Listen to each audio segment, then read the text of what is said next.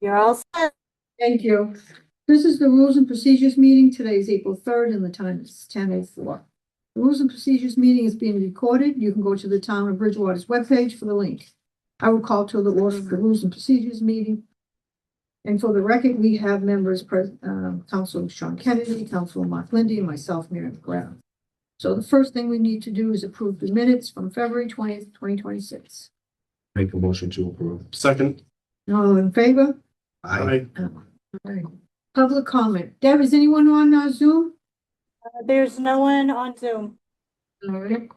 So then we'll go to D. First one we have is proposed general ordinance D FY 26-004, amendment to chapter 3, article 2, section 1, business ethics and conduct. The thing I had about this, John, I was confused because you have here that we're replacing the existing language under it, but some of the existing language is already in there. So I don't know exactly. What do you mean? Well, you see, this is the original one starts, the continuous success of the town is dependent upon citizens' trust. Yeah. You have the continuous success of the town is dependent upon. So this is new. Because right at the very top, you have replaced the existing language under the business ethics and conduct. So there's so many edits in this that it was easier to do a full rewrite of the order instead of do a line by line. But the problem is the one you sent, I have no idea where you. This is Yeah, but I don't, am I gonna have to go back and forth line by line? no. So What do you? exactly what are you changing? It's not outlined. You're talking about tracking it. You're talking about tracking it. Well, I don't know what Like, it- what was the language and then what is the new? Yeah, what language are you So you replacing? want a line by line? Well, I on mean, the how can inside? I vote for a change if I don't know what we're changing? I mean, I'd say you read the current section. Because really what's changed in here is the ethics training is moved to a website instead of being a hard copy. There's a few minor changes in the verbiage in the main language to clean it up. I expanded the pursuant to Article 9, Section 9.1, just to give clarification as to where exactly in the admin code that actually takes place. Because previously it just said Section 9-1. So I would suggest, because we had this problem as town council last time, nobody knew exactly what, and not everyone has their printed out. So I'd take the original one and if you're taking something out, I would highlight it. If you're adding something in, I would highlight it. So the councils can look right at it and go, okay, he's adding that line, he's taking this out, because this is what their concern was last time. Well, I thought, my understanding from the concern last time was that it was At the split town between council. multiple pages. So it was confusing as to what was being in because there was there were two held over potential amendments within the paperwork that were never actually approved by the council. So there was multiple lists of the employee and board positions. There were two different language sections on the main section of this. So the reason why I just propose a full amendment is to cover all of it. Because it's not a line by line edit. I took the whole thing and made corrections to words, tried to write it so it read just clearer in general, changed the ethics training stuff, added like community and economic development as a head of the following department. And the explanation kind of covers the general gist of it. It's not I don't think it's a pretty straightforward section of what the goal of the section is. Well, I So, mean, the last time that we talked, we went over this, it was because you had the ethics with the finance.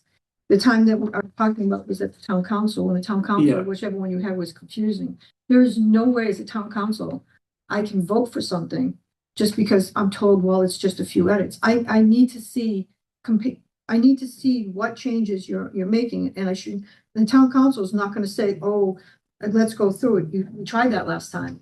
And they were like, we don't understand it. You know what I okay, mean?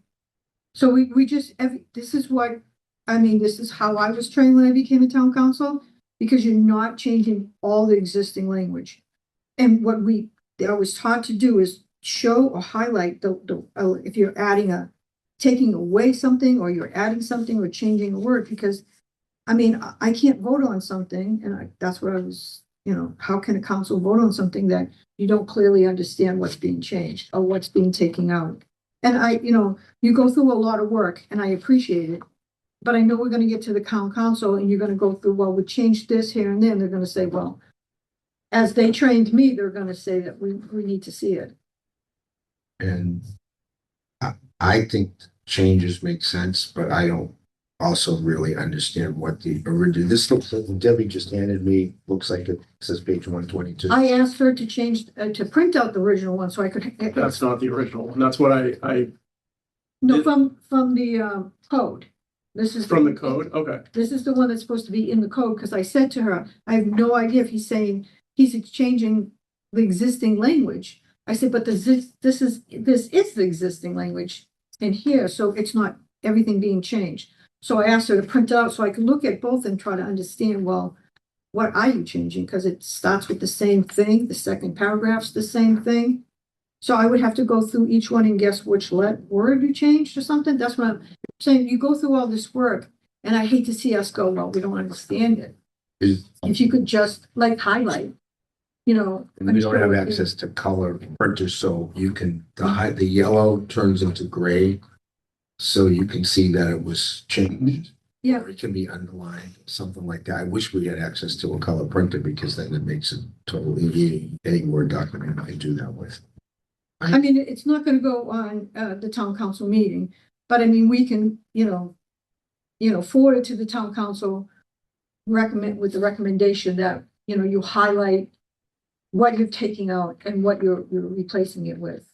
So we can fully understand, Okay, you know what I mean? I'm not criticizing you, it's just like, as a town council, I need to see each one, and the councils can't sit in there and go through them all. I mean, they could, but it takes us a long time, and we try to do that for each other, so it make it easy. okay. I thought this was easier to just file a total amended version of what the entire section would look like as a finalized version. Yeah, but we don't know what's the difference between the existing one and the one that you made. What do we do? Hold it here? You can hold it at the committee level. Okay, that's what we want to do, then you can make a recommendation. I'll make the motion to hold it at the committee level and work on putting things on one document so we understand the changes. You want to get a second? Second, Okay. Everybody approve? Yep. Aye. Mary, so- can I offer my assistance to Counselor Kennedy and do that for him? If Yeah. he would like. sure. Okay, Thank you. I'll do the changes for you. I know you have a lot of things under your plate, so. Thank you. Thanks for offering. I was And I'll gonna get that. suggest it, but I didn't wanna make you do it. No, but I know you guys have a lot on your plate, so I'll get that over to him and get it onto your next agenda, okay? Okay. All right. Thank you. Deb. You're welcome. All right, so now we go to proposed ordinance DY 26013 adopted. Chapter 220, Article 3, Water Supply Capacity and Development Review. You've done a lot of work on this, John. The only thing I would say is, it's almost what we do right now. I mean, we know that we have the shortage of water and all that. So I kind of would like, put in a plan. What we're gonna do. We know that we need water for, the fire and all this. But it doesn't really say the safety guards. So I was kind of like hoping that we could put in something like the planning board and the planning board and the zoning board cannot approve a development project or a waiver, because they do waivers, which if using town water without a water impact on that development project or waiver. And a copy of that said water impact will be sent to the town manager and to the town clerk, who in return will send the water impact to councils. Because I propose that the town councils become a more active role in the water commission. And that, the subject of water be on every town council agenda under discussion at every meeting, and the water plan should be engaged. I mean, the last water plan we had, the prior town manager never used it. if he had our permits for our Vernon wells would have been expired, we would have started work on that. So I'd like to see us working with the town manager more actively, even looking for areas in town for future wells. So as much as this is really good, it really covers everything. I especially like your explanation. I think this explanation really clarifies more than the content. I think you really did a good job Yes. on that. You know what I mean? But I mean, like, you know, where you have the firm capacity, it says it represents the amount of water the system can reliable, provided when the largest source is unavailable. But I don't know what the largest supply is. But I just think where our water problem is, we need to be more like, what is our plan so this never happens again, rather than, you know, we all know that we need water for the fire, for different developments. That's really good, but we need something concrete to keep us in line. So, I mean, in my opinion, this is that, and the But reason. where?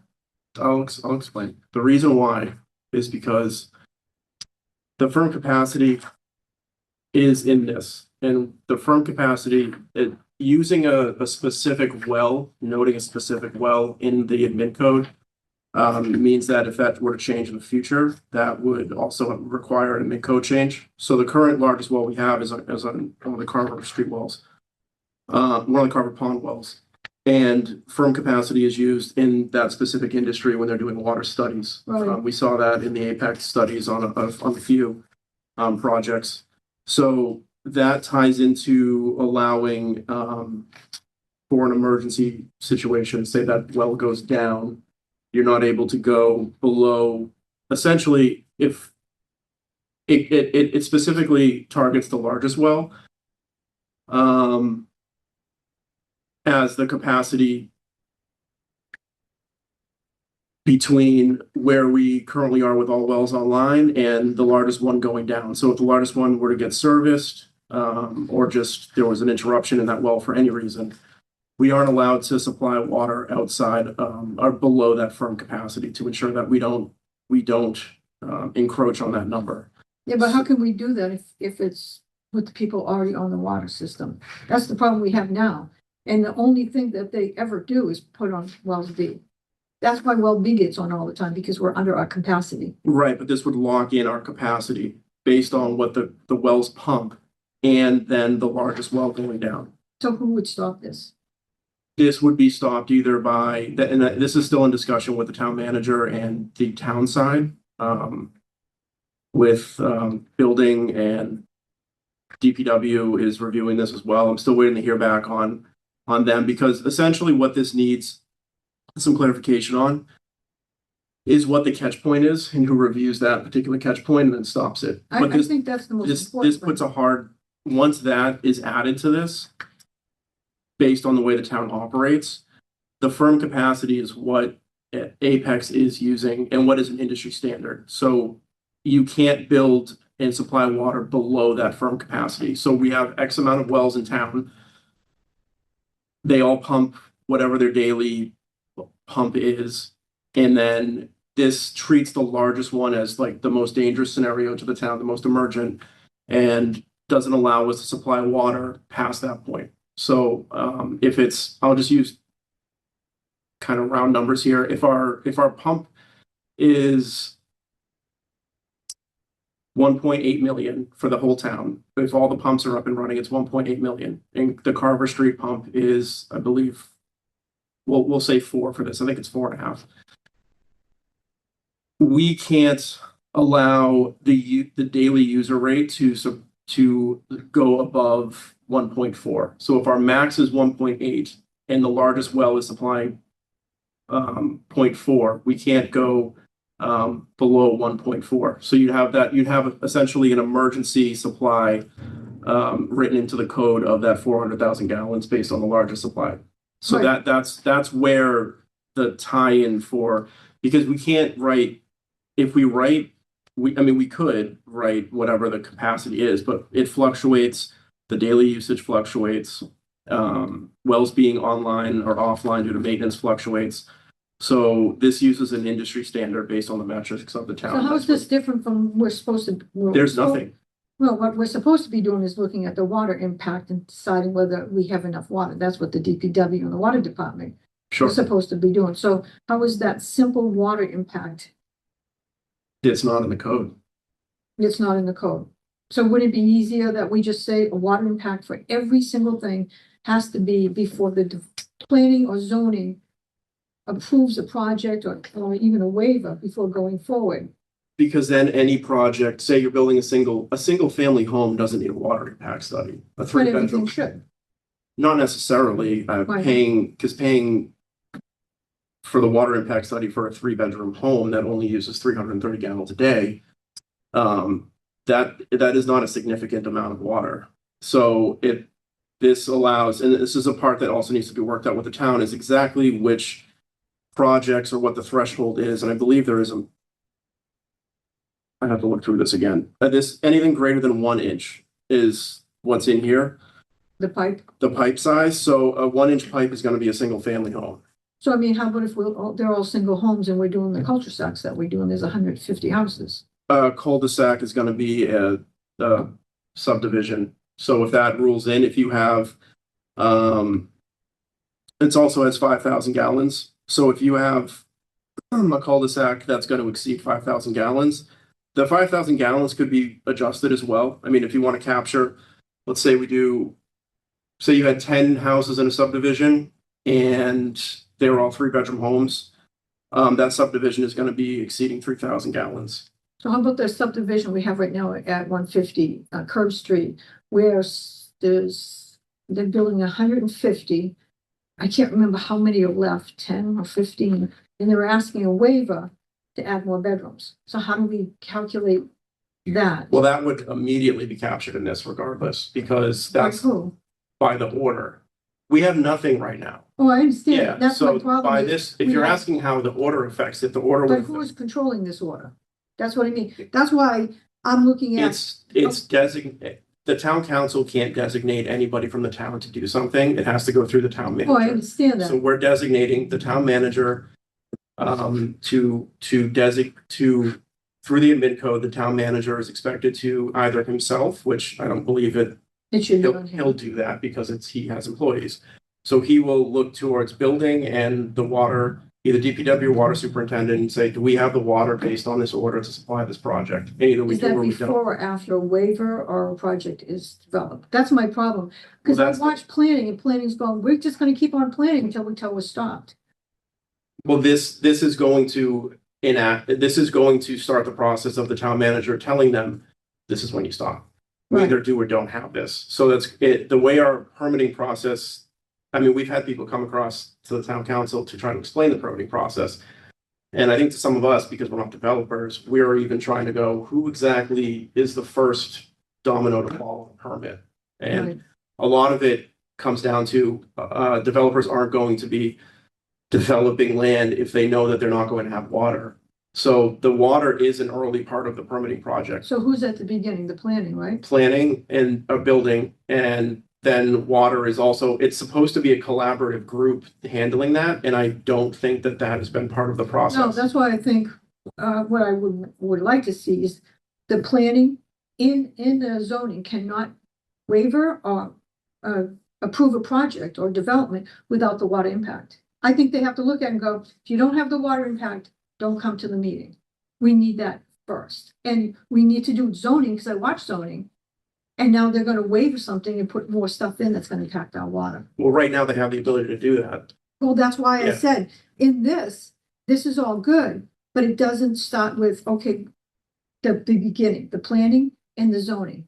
We need to block them right there. The detail on that is what I've spoken to the town manager about, Yeah. exactly as to how do we insert that particular, I'm not disagreeing with you.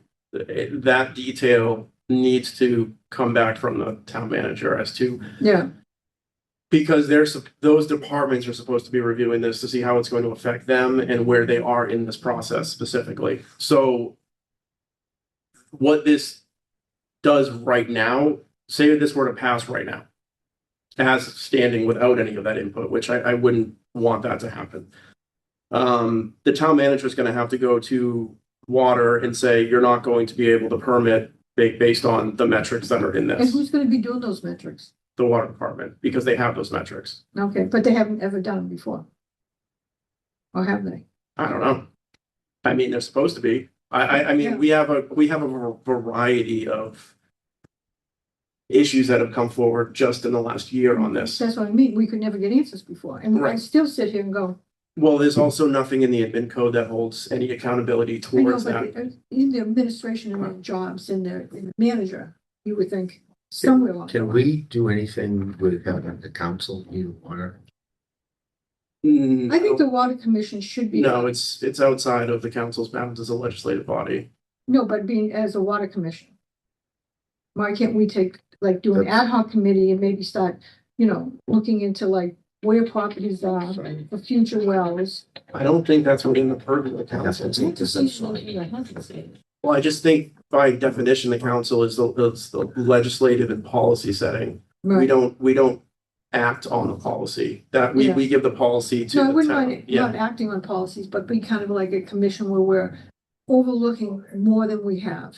Because I mean, we ask questions, we've put in orders that don't get on the agenda. We've tried, I mean, since I've been a town council, all kinds of stuff Mhm. and get nothing. So it's like, if I can't get the information, at least we should have it on the agenda. We should be a little bit more, and maybe even make an ad hoc committee.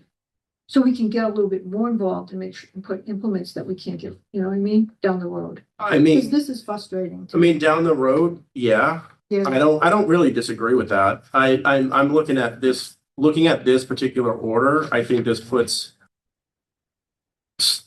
the issue in the admin code. it puts the issue in it, but And- it doesn't say who's gonna do it. So that's why I think we need to find out, we put the planning in the zoning. You know what I mean? So it shouldn't be all on the town manager. I don't think anything should be approved or a waiver Well, we without can't water impact. we have to designate it through the town manager. Yeah. Through the charter. We Yeah. can't, because there was initial language that I had sent to Mr. Rollins that that had water superintendent in it, Yeah, and we can't do it that way because of the Yeah. charter. So it has to go through the town manager. What if we And want- again, though, but it's the council's role to hold the town manager accountable. If this admin code is being ignored, then that's the council's role. That's where the council. yeah, is so falling. I mean, and at the end of 3 years or 2 years, I mean, we can't let it go. We have to keep on this. That's why I think we have to stop it at the boards and maybe we can encourage the town manager to do I that. mean, the boards also have the ability to deny based on water and based on those metrics as well. Yeah, but if you listen to the boards, they say, well, until someone tells us we don't have enough water, we're just gonna keep doing it. So we're going around in circles. I'm very frustrated. Yeah, I've I been know. around in circles And I'm for 2 not, I'm years. frustrated too, believe me. I mean, just trying to navigate legally how we go about doing something Yeah. is one of the harder parts of what this order tries to address. So we can use this order and then maybe a resolution suggesting that, the Okay. planning and the other one is the spots. I mean, we have nothing right now. So if we put this in now, we can amend it. Yeah, it would be something to at least work with to amend. Yeah, Again, I'm trying to I don't work in the industry, so I'm trying to, research industry standards, what exactly falls in line with gallons per day averages on these water studies, where the town is currently at. I mean, this is, in some ways, a de facto water moratorium because we're already in firm capacity. Right. We're already there. So until we get until essentially our water emergency is resolved, we don't have the water available to get ourselves out of that. And even then, it's razor thin on what firm capacity we have at that point as well. well, that's because we don't have the wells beyond. See, this is the Right. problem. Every time we've had an issue, instead of addressing it, fixing it, they throw the wells bees, because I Yeah. live in that neighborhood, so. So can we move forward this where we can't really, stop welling water right now because we've already given permits? So just continue working on Well, this? this isn't going to affect permits that are already, those permits are Well, already you out. said, but you said it's gonna, restrict water, It's going to restrict. but the we can't permit- restrict. It's water. going, you can restrict water based on what is available for the municipality. You can legally restrict water. Not the ones that have already been pre-approved, They've already been pre-approved. right? So they're already in the system. So this order, and our attorney may need to weigh in on that specifically, but Yeah, I don't okay. think well, here's the thing. Those permits are there, right? But any other project in town has gotten permits as well. So if we're in the firm capacity, is it legally under the town's is it under the town's ability to go to any business in town that got a water permit in the last 3 years and say you can't pump water to your building anymore? I think that would violate all kinds I'm of just laws. saying the ones that already have their permits and, are building or finishing Yeah. building. We can't say, okay, you can't get the water because of our firm capacity, because they can sue us. That's illegal. Yeah. And really, it's not fair for them. Yeah, so I mean, the attorney can weigh in on whether this has this has no retro language in it. Yeah. So it shouldn't affect those, and my goal wasn't to affect those because we're gonna get sued. I mean, we Yeah. are, I was just wondering, because you have the restriction of the. This is a good faith effort Yeah, to show the citizens that we're doing something yeah. yeah, right now. And it's not a full moratorium, which, But we can't restrict it all right now. I mean, With new we, tie-ins, we can, with new tie-ins, we can, but not pre-approved already. on correct, building. yeah. And we are restricting new tie-ins. There Yeah. are attempted tie-ins that have been going on for the last few months that are restricted. Yeah. So, and that is because we have the ability to do that specifically due to the water emergency. Yeah, we know But that. once that is lifted, then yeah, we are gonna be back where we were before, and this prevents us from going right back to where we were before. Now, I will say, our water issues are at least a decade or maybe two old. Yeah. And I've spoken to the town manager about this, and this has a lot of controls in it in the admin code that the town manager is going to be expected to adhere to, and through him, the departments. But it's irrelevant who the manager is in that position, which is why I think, and I've had this discussion with him, that we have something in the admin code that's followed regardless of who is sitting in that town manager's seat. It holds, it holds anybody responsible. That's why I'd like Yeah. to see the council have an ad hoc committee. It doesn't have to be a commission, but an ad hoc committee, looking at potential future water stuff, just keeping an eye on it. Because I mean, there's some councils that have been sitting for 12 years on that council and nothing was done. So it's not just that who our town manager is, it's who's sitting No, and at the table. I totally agree. And I'm not even if you want to put an order through for an ad hoc committee to review water, that would be separate to any of this. So if you're looking to solve problems through a different avenue, I'm not opposed to trying to solve the problems. I'm just trying to codify exactly where the town is going to stand long term. Yeah. And then this allows as well, once this is on, if there's an issue here, if building comes back and says, these restrictions on, 5,000 gallons that we have in here, that's too high or too low.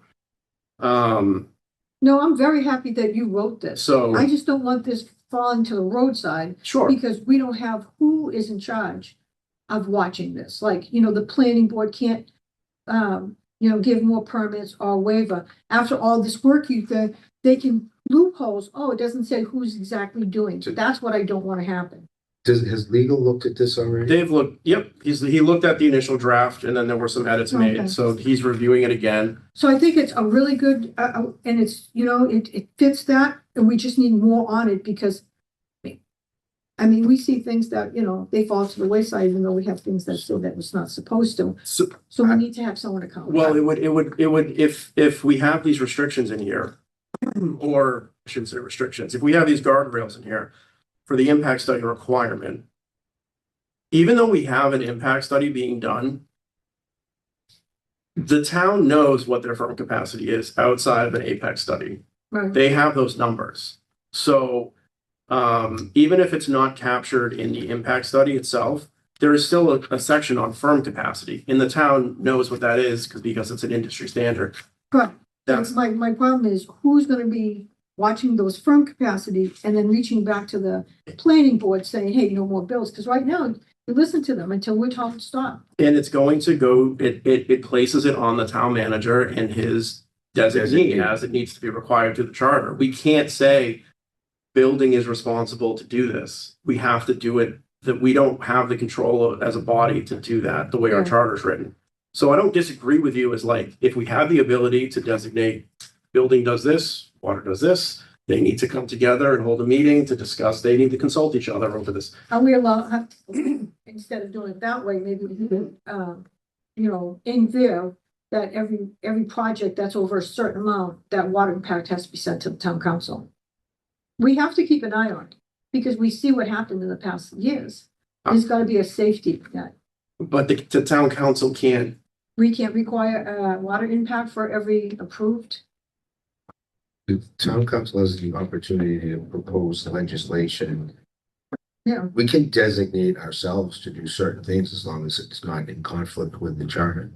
Yeah, so we're not telling one employee what to do. We're just saying for every approved or waiver that is, you know, given to a project that affects certain amount of water has to be sent to the town council. so you want it to be so that the town council is notified of those Absolutely. projects, Yeah. because the town council can't act on them. The No, town but council we need can't. something, because I mean, look at what Yeah, happened. notified. We gotta. I think this is a good first It step, and I is. think we should, If you put it wanna, forward. if you wanna put forward an amendment, Mary, as to where you think that that language would fit in here, I mean, I'd Okay, entertain I'll it, just write an order. I'll look at both.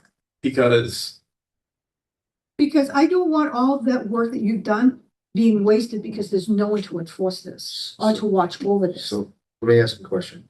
If we put this in right now as is, and then we came back and amended it, I think we gotta get something on the books. I think we Why, gotta instead of show, amending it, why don't we just put an order in? That, you know, an order stating that we need a water impact over a certain amount of water. that's in here. Sent, That's, sent to the town council. Is it in here? that specific language is not in here because the town Okay. council has no say as to whether or not, like, we have no approval capabilities on any of that, so getting that. I'm not even asking for. So you're just asking for the language. I mean, that, I don't know if that. I'm not saying it shouldn't be in here necessarily. I'm saying that, you know, at well, some, maybe on the section where it says, whereas the town council finds that requiring case-specific water availability determination supported by written findings prepared by qualified municipalities. Oh, What page? that's prepared. that's the whereas, it would need to be in the section coding to be put. I in can look town at code. this to see, you know, what, when you say the water, the 1 inch in diameter. That's all section 4. Yeah, so,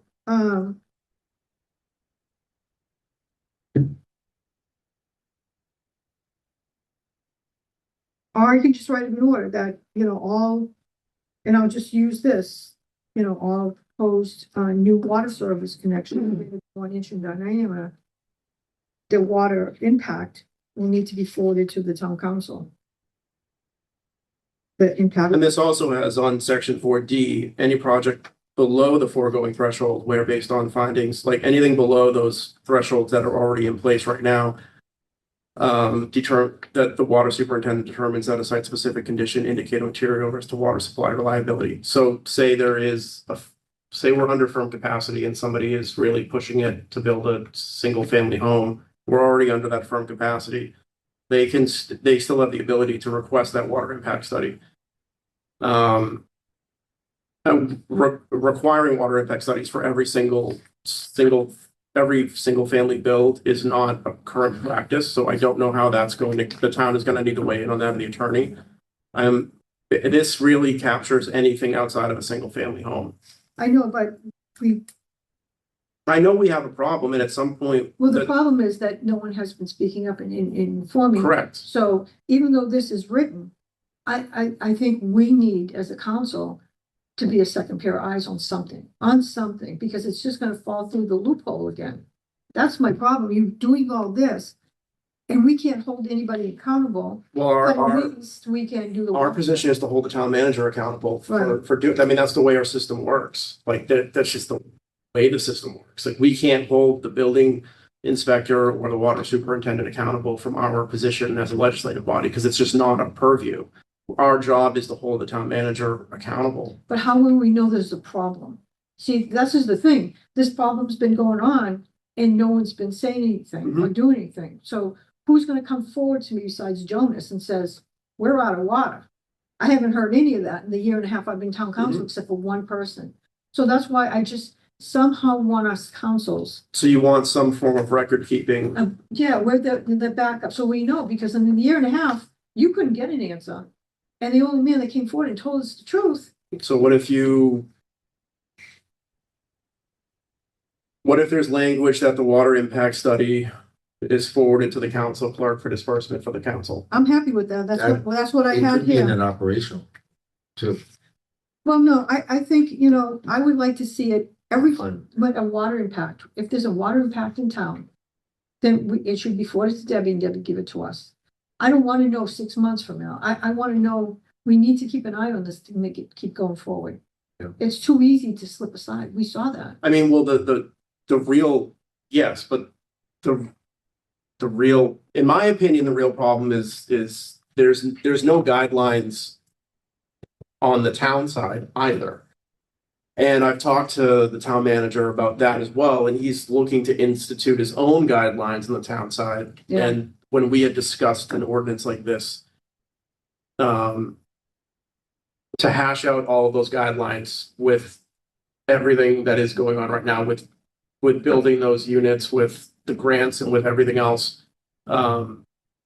He wants to institute guidelines on his side. And through that discussion, I was like, well, if you're going to institute them on your side, you're going to have guidelines, then we can just do an admit code that places guidelines itself. And if you want to exceed those guidelines on the town side, that's his prerogative to do as the manager. But at a minimum, we have a base level guidelines that we have expectations for the town itself. So if it's just information purposes then I don't see why that couldn't be added. I mean, from my understanding of all of this, to notify the town council. So, I mean, I think it would be, you notify the town council clerk, and the town council clerk should send it to the council, and then we are at least aware of what's going I'd be on. happy about that because Yeah. we got no information from the couple Yeah. of years that I've been from the town manager. Well, I And so, town managers change, you never know. So a year from now, Justin's moving up in the state house. We get a town manager that we go back to the prior one that is not involved like he is. Yeah. No, yeah. So I think that language, if that's something that we can add in here, I'm not opposed to adding that Okay. language if you're just looking to keep the council informed. It's just to complement all the work you've done to Yeah. make sure that Second set of eyes. it's just being done after Yeah. doing all this. That's all. I mean, I'm glad you did that because I don't think I would have the capacity to write all this. I think you did a thorough job. You looked really into it. And I did learn a lot from reading this, more than I knew. Because I'm no engineer, but I do try to learn stuff. So you did a great job, Sean. Thank you. And Johnny threw in some edits in here as well Okay. from where he sits as well. But I think it covers really what we're looking to do to protect the town long term. I think it covers the issues that we're seeing over the last few years. I think it places guardrails on the way we're going to operate moving forward. There's going to be a lot of talk about moratoriums and water moratoriums at our next meeting. Anytime the town institutes a moratorium, it opens up the town to lawsuits, Yeah. real lawsuits. I know if you're a developer with a multi-million-dollar project and you've been told no suddenly, you're gonna go, well, we were already permitted. Especially if your mortgage starts next week. And then there's also issues when you do, moratoriums on water or building. First of all, building moratorium is just policy, just to some background information. Building moratorium is just policy. That's just the town saying we don't want building. Yeah. We can't do that without a reason for it. Just saying we have too many houses isn't a reason. You No, I bought control one after Jonas. building through zoning. Yeah. That's the mechanism the state's granted to the towns to control building. And for water moratoriums, there basically needs a stop on the moratorium. You can't have a water moratorium in perpetuity. You need a reason for the water moratorium and a reason that eclipses. So the goal of this is to use the laws that are available for municipalities in controlling their infrastructure, which we do have the ability to control, and some case law that surrounds that infrastructure being controlled in other towns in Massachusetts, and trying to use that as a way to do what we should be doing anyways, which is protecting our infrastructure growth and Yeah. demand and stress. No, when Jonas said that we didn't have any more water, I wrote an order up for emergency because our superintendent told me we don't have any water. It just never got on the agenda. So that's why I'm very cautious about stuff to make sure. You know, I'm happy that you put that, and this way we can hold people responsible that are not doing. I mean, that's really what needs to Yeah, happen, is there needs to be something we can look at to say, why are we not, why, where's the accountability? yeah. I And- just and don't really- want to be down the road a year and going, we didn't know. That's frustrating. Yeah. Yeah. Yeah. So do you want to move this to the town council?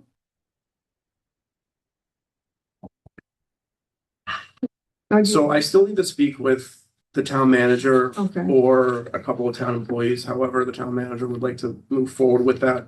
all right. The one thing that does need to be in this is where that catch point is. So right now it places it on the town manager to I just need the clarification on the language. So I'm not, if we send it back to council, it may just come back here. Yeah. No, I So mean, just finish keep- what Just you keep- want and let me know. I mean, we can, as soon as you're done, we'll make a rules and procedures meeting and we can move this along as fast as we can. Okay. That works for me. But I really appreciate all the work you're doing. So do I. We really Thank need it. And it's a complex issue, and I think your explanation completely, Yeah. I completely understood exactly what you were talking about and all the, the engineer, wording. You did a really good job for us to understand it, so thank you. Thank you. So I'll make a motion to hold it back, the rules and procedures committee. Second. All in favor? I, Aye. Deb, is anybody on Zoom for public comment? Nope, no one's on Zoom. Okay. All right, so I guess, motion to adjourn, Motion. second, all in favor? I, Aye, what time is it? 10:46. Between, this language and your kids must be, you've got more homework than they do now.